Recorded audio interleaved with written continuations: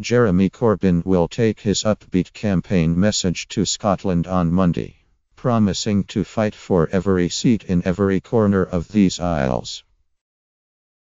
Labour has just one MP at Westminster representing a Scottish constituency, Edinburgh South, after the party's vote in the North collapsed in 2015. But while his party lags behind the Conservatives by more than 20 points in the polls, Corbyn will tell the Scottish Tuck in Avonmore that he relishes the challenge of the snap election, and is in it to win it. He will also outline the party's policies, including a requirement for firms bidding for government contracts to recognise unions, and an increase in the minimum wage to £10 an hour by 2020. Corbyn's speech comes as his party scrambles to finalise a fully costed manifesto, while a series of headline policies have been announced in recent weeks.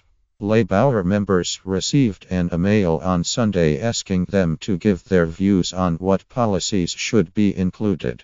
The consultation doesn't close until 2 May, and The Guardian understands that the Clause V committee minus the key party grouping which must sign off the plans minus is not expected to meet until 11 May.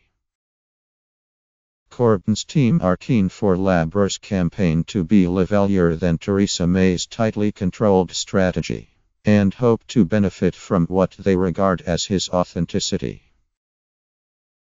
But the risks of that approach were underlined on Sunday when they were forced to move hastily to shut down speculation that Labour could withdraw support for Britain's nuclear deterrent, after Corbyn appeared to leave open the idea that renewing Trident could be left out of the party's manifesto. In an interview on BBC One's The Andrew Marr Show, Corbyn, who has been a long-standing campaigner against nuclear proliferation, said he did not believe maintaining Trident would make the UK safer. "The issue has to be that we want a secure and peaceful world," Corbyn said. "You achieve that by promoting peace and also promoting security. Security comes from that process." He said a Labour government would hold an immediate defence review, adding, "We haven't completed work on the manifesto. We are less than 100 hours into this election campaign. We are having this discussion within the Labour Party."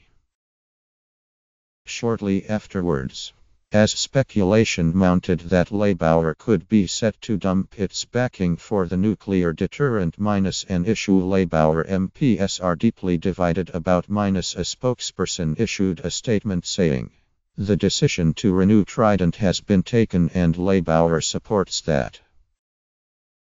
We also want Britain to do much more to pursue a proactive, multilateral disarmament strategy," he added. It was the second time since Theresa May announced the snap election that Labour has had to clarify its position on key campaign issues. At the party's campaign launch event on Thursday, both Corbyn and the Shadow Chancellor, John McDonnell, appeared to refuse to rule out backing a referendum on the final Brexit deal. But Labour later issued a statement saying a second referendum would not be in the manifesto. Corbyn was also pressed by Andrew Marr on his approach to the use of nuclear weapons.